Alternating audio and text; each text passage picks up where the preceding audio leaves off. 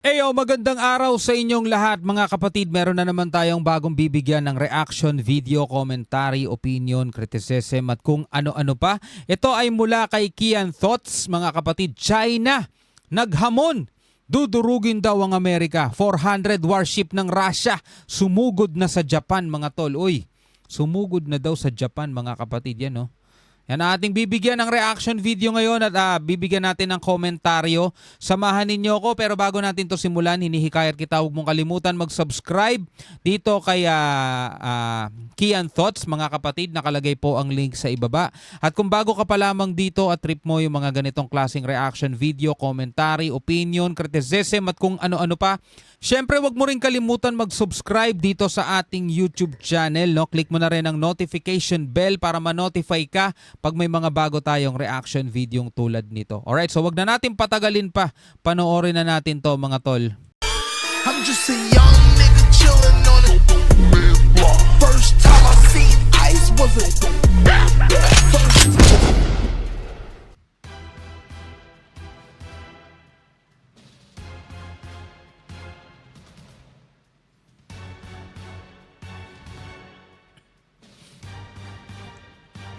China at Russia magsasanib na ng puwersa para durugin at kalabanin ang Estados Unidos. Daang-daang mga barko at eroplanong pangdigma at libo-libong mga sundalo ng Russian Army sumugod naman sa Sea of Japan. Ano kaya ang gagawin ng naglalakihang hukbong sandatahan ni Vladimir Putin at Xi Jinping sa bahaging ito ng Indo-Pacific region? Ano-ano nga ba ang naging aksyon ng Amerika at ng bansang Japan sa mga hakbang na ito ng Moscow at ng Beijing? Samantala, matindi naman ang naging banta ng China. Dudurugin daw nito ang Estados Unidos kung patuloy itong manghihimasok sa lumalalang issue ng agawan ng teritoryo sa West Philippine Sea. Well, sanay naman na tayo no, sa mga pahayag na gano'n ng China, mga tol, na dudurugin ganyan. Hindi kayo magtatagumpay. Alam niyo yung mga ganong dialogue ng China. Sanay na tayo sa kanila, mga tol eh. Ganyan talaga sila magsalita, mga tol. Very intimidating. China, patuloy pa rin ang pag-angkin sa kabuuan ng South China Sea kabilang na nga ang Escoda at Ayungin Shoal, mga teritoryong pasok sa Exclusive Economic Zone ng Pilipinas. Ano na nga ba ang mga naging hakbangin ng ating liderato hinggil sa issue na ito? Sana maipatupad na yung archipelagic sea lanes ng Pilipinas, mga tol, no, para matuldukan na rin to kahit papaano itong pamamalagi ng China dito sa West Philippine Sea. Kasi nga yung IMO daw, yung International Maritime Organization, ang magpapatupad nun, mga tol, at mahigpit daw yon, stricto daw yon sa pagpapatupad, yun nasabi ni Senator Tolentino. No, pwede kang dumaan doon sa archipelagic sea lanes na yon, parang mga highway daw yon sa dagat, pero hindi ka pwedeng tumigil. Dadaan ka lang, hindi ka pwedeng mag-loitering doon, hindi ka pwedeng pakalat-kalat doon at mamalagi doon. Ako po si Roy Zin, welcome sa Kian Thoughts. Kung hilig mo ang mga ganitong videos, mag-like at mag-subscribe para lagi kang updated sa mga susunod na upload. Tsushima, Sea of Japan. Dudurugin daw ng China ang sinumang magtatangkang manghimasok at makialam sa kanilang mga inaangking teritoryo sa kabuuan ng South China Sea. So parang ibig sabihin nito, no, dudurugin din nila ang international law, ang UNCLOS. No, kahit nakapirma sila doon, mga tol. UNCLOS 1982 UNCLOS, di ba? United Nations Convention on the Law of the Sea. Ang nagsasabi, Pilipinas 200 nautical miles, ganun din ang ibang bansa including China. 200 nautical miles ka lang, China. Pero tignan mo ginawa nila, no? Kinamkam nila kabuuan ng South China Sea, mga tol. Kahit pa nga daw ito ay ang bansang Amerika. Ito ang naging maanghang na pahayag ng isang Chinese senior military official sa naganap na Xiangshan Forum noong Huwebes, September 12, 2024. Ayon kay Chinese Army Lieutenant General He Lei, kagustuhan nila ang mapanatiling mapayapa ang South China Sea.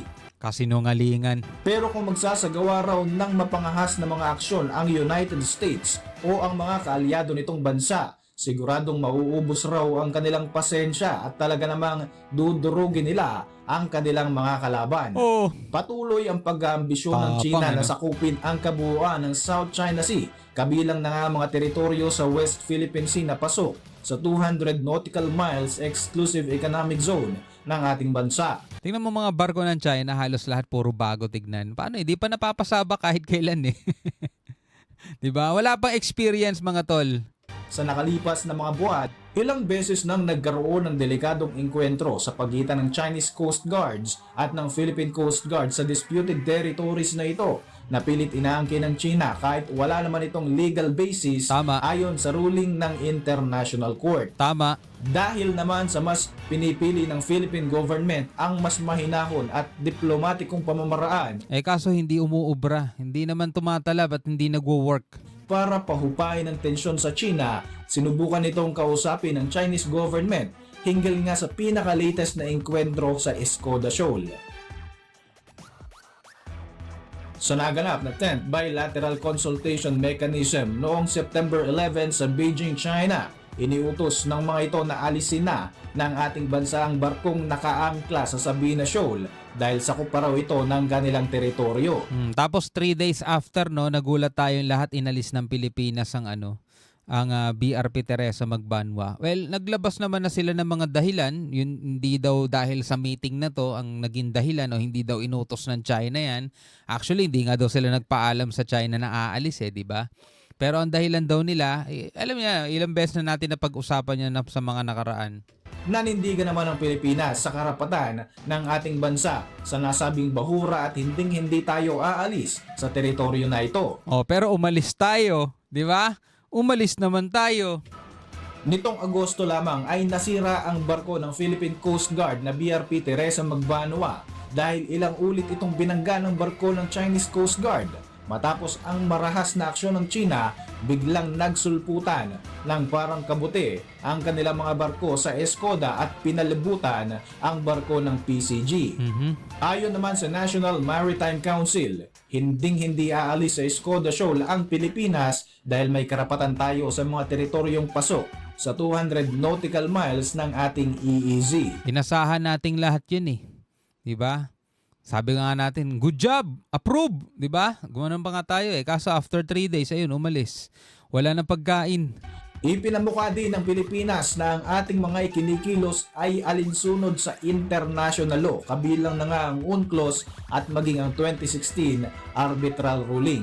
Totoo naman. Dagpa ng NMC, ang presensya ng China sa loob mismo ng ating teritoryo Yun ang ang siyang illegal. illegal at paglabag sa batas kung saan signatory ang bansang China.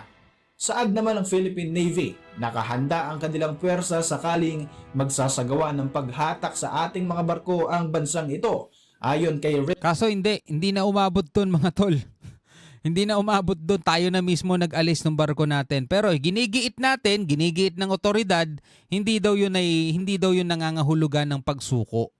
'Di ba? At sa katunayan nga daw, nag-deploy sila ng bagong barko, which is yan ang ating aabangan sa mga susunod na balita. Rear Admiral Roy Vincent Trinidad, tagapagsalita ng Navy for the West Philippine Sea. Nakahanda ang kanilang hanay at kasado na ang mga plano sa Western Command kung mas lalala pa nga ang tensyon sa mga disputed territories na ito. Lampas 200 na mga barko ng China, kabilang na ang Chinese Coast Guard vessel, PLA Navy vessels, maritime militia vessels at mga tugboat ang nakakalat ngayon sa West Philippine Sea, partikular na sa Escoda Shoal. Sa nakalipas naman ang Maritime Patrol ng Bureau of Fisheries and Aquatic Resources o BFAR sa bahagi ng Panatag Shoal na pasok rin sa EEZ ng Pilipinas, namataan na nagkalat ang mga barko ng China rito.